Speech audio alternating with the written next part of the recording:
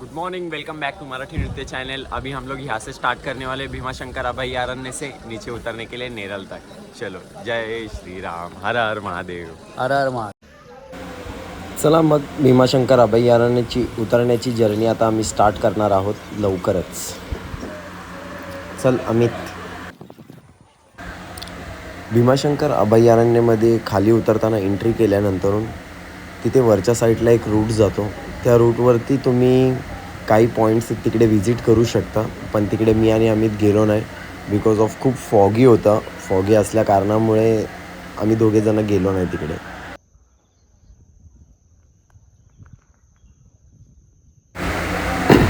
जसं खालून वरती येताना आमच्यासोबत एक डॉग होता, तसंच आता वरतून खाली जाताना सुद्धा आमच्यासोबत एक डॉग आहे.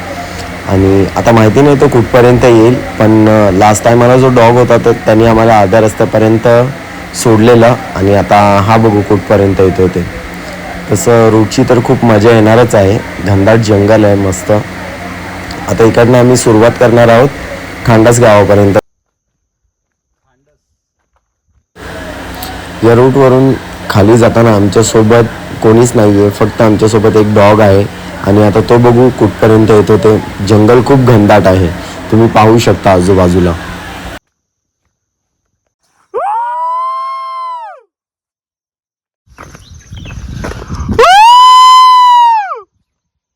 हे जे आहे अभयारण्य, इथे म्हणजे असं बोललं जातं की खूप घनदाट जंगल आहे आणि तुम्ही बघू शकता की इथे उतरायला खूप डिफिकल्ट टास्क आहे.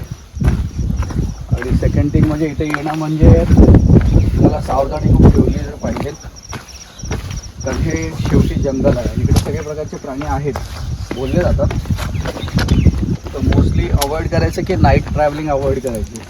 तुम्ही अर्ली मॉर्निंग करू शकता, कारण तुम्ही बघू शकता आता दरम्यान सकाळचे पहाटे 8:20 झालेले आहेत.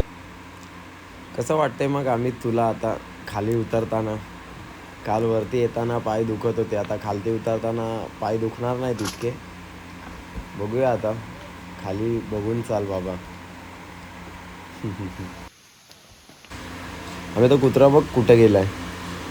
अच्छा पुढे आहे का? ठीक आहे, चल त्याच्या मागं मागच चाल. फटाफट जाऊ मग आपण खाली. हर हर महादेव. रहस्य नेचरमध्ये खूप रहस्यमय आहे. नेचरमध्ये खूप काही गोष्टी आहे अशा आहेत की जे आपल्याला माहीत पण नाही अजून नैसर्गिकरित्या. कर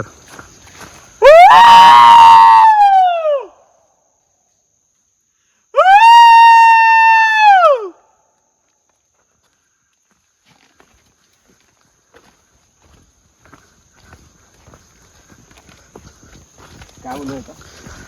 भीमाशंकरची एक खासियत आहे, हे जे छोटे प्राणी आहेत ना, आपल्याला एक लिमिटपर्यंत आपल्याला ते आपल्या सोबत येतात.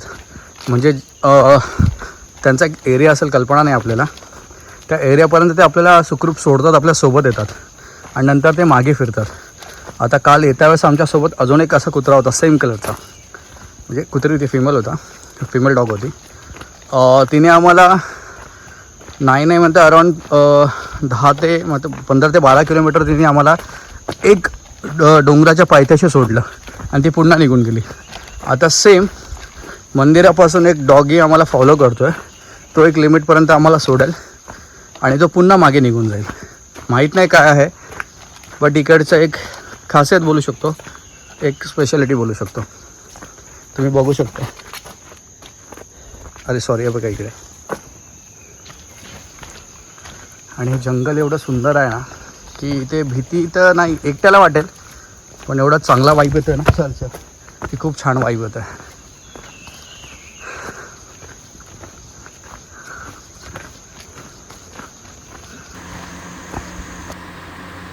आम्ही सांभाळू ना, पाऊस पडलाय तर दगडी थोड्याशा लूज झाल्या असतील, सांभाळून.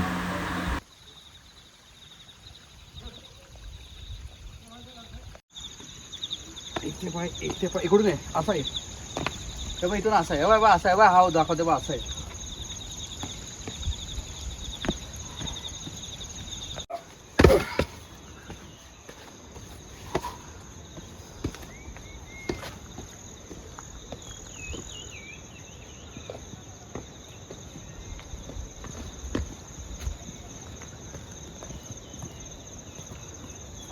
आणि सांभाळून या इकडून.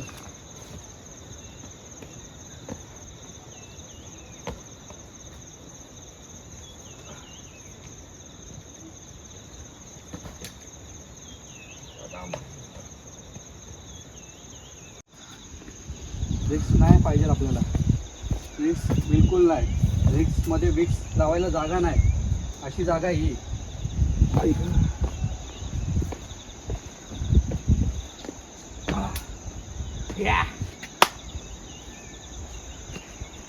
चल चल आता इकडनं थोडंसं पुढे जाऊया आणि झरणा वगैरे भेटला तर तिकडे हातपाय तोंड धुवूया, थोडंसं केस वगैरे ओले करूया.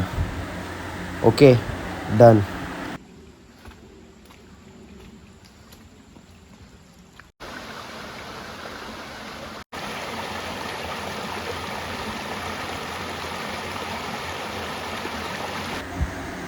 बरं वाटलं सर थोडंसं फ्रेश होऊन.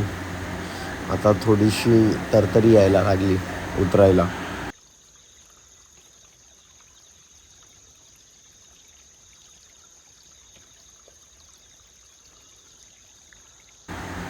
हा पॅच पार केल्यानंतर आपल्याला पुढे गेल्यावर एक छोटासा चेक इन लागेल. तो पार केल्यानंतर आपण लवकर पोहोचून जाऊ खाली. जसं की मी बोललो होतो, चेक इन हा चेक इन आहे. या चेक इनची तिकीटसुद्धा असते, पण आम्ही जेव्हा आलेलो तेव्हा इथे कोणीच नव्हतं, तर आम्हाला तिकीट भेटलेली नाही आहे. म्हणून आम्ही डायरेक्ट वरती गेलेलो पायी चालत. पण इथे तिकीट घ्यावी लागते. चेक इन संपल्यानंतर थोड्याच वेळात आम्हाला आता गणेश मंदिर लागेल. गणेश घाट थोड्या वेळात समाप्त होईल. त्याच्या गणेश मंदिरानंतर खूप जवळ आहे खांडसगाव.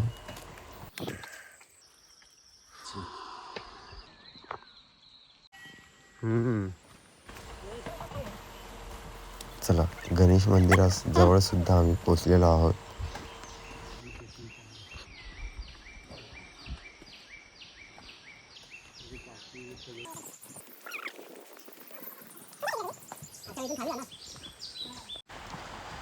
प्रवासाला खूप मजा आलेली आहे आणि आता आम्ही खांडास गावाच्या पायथ्याशी पोचलेलो आहोत. आता इथून आम्हाला ऑटो किंवा काहीतरी व्हेकल बघावी लागेल नेरळ स्टेशन किंवा कर्जत स्टेशनला जाण्याकरिता.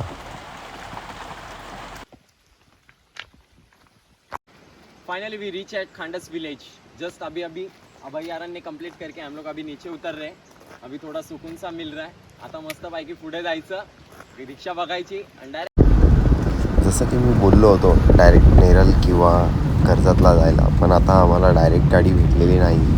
म्हणून आता आम्हाला पहिलं कशेळीला जावं लागेल. मग कशेळीवरनं आम्हाला जी कुठली बस किंवा व्हेकल भेटेल त्या व्हेकलनी आम्हाला नेरळ किंवा कर्जतला जावं लागेल. दोघांपैकी एक करावं लागेल. तर बघूया.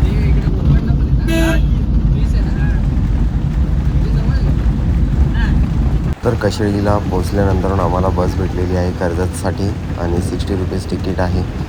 इथे आपल्या ब्लॉगचा एंड होत आहे.